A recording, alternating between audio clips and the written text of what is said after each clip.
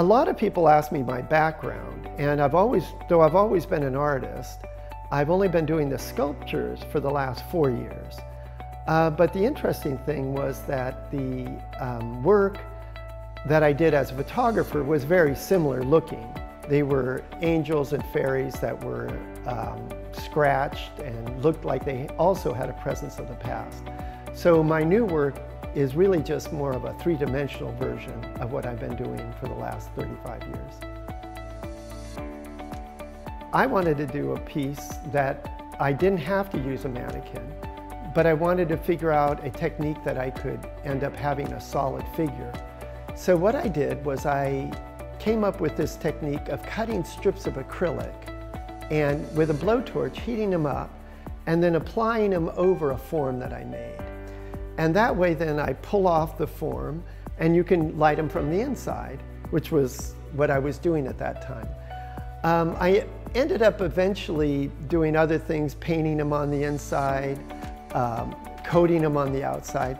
But the basic technique of using these heated strips of acrylic is something that I've kept doing through piece after piece after piece.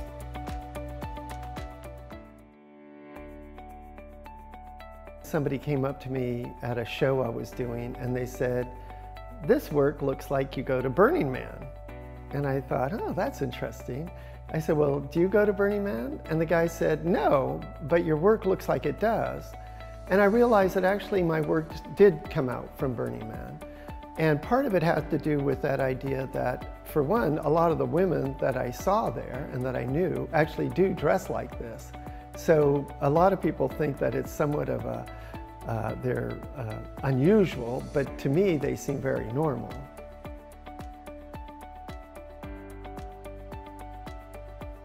I work on the piece basically until she comes alive.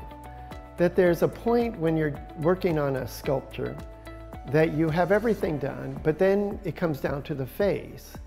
And so I need to have a sense that these pieces are actually there and they're real people. So the interesting point that I get to in these sculptures is when I get to the final part and all of a sudden it feels like it's a real person sitting there. And that's when I know I can stop.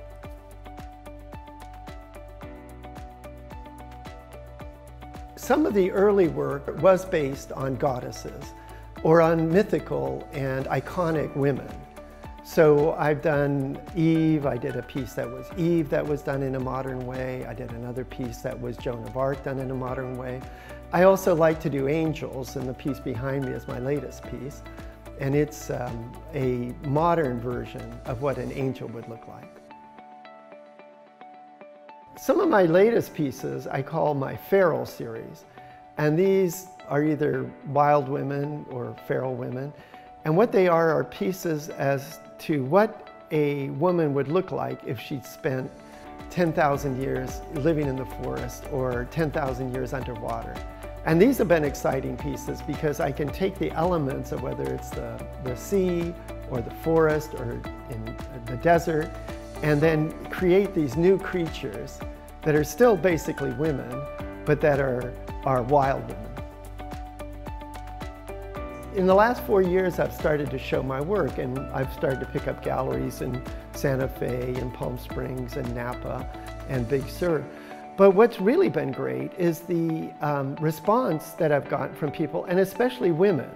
Most my buyers are women, or else couples.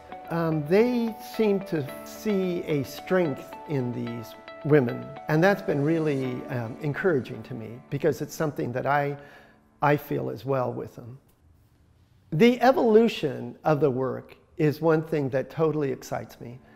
It's been so much fun to explore all these different materials and techniques. I moved towards fur, towards rust, towards lead, towards gold leaf. It's just unlimited, the possibilities.